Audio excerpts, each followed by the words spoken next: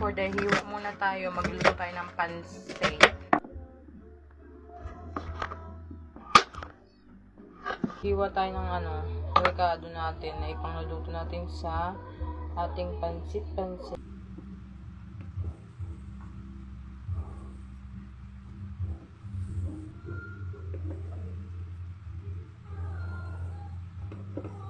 Para lambot-lambot, tigisan natin mga mima.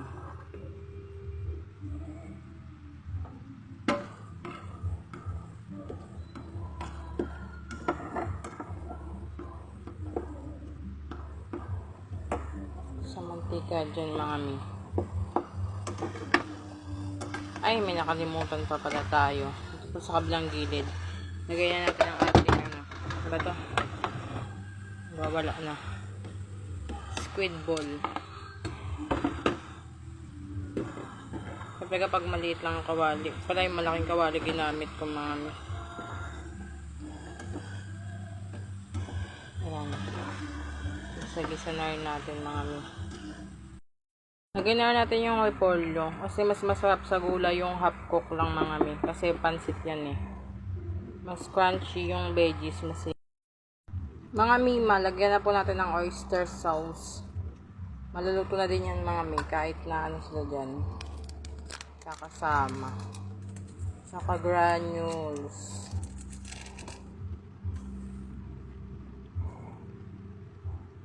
Garlic powder.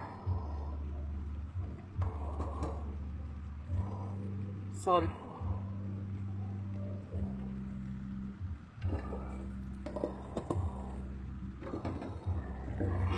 Saluwaluin na natin mga ano.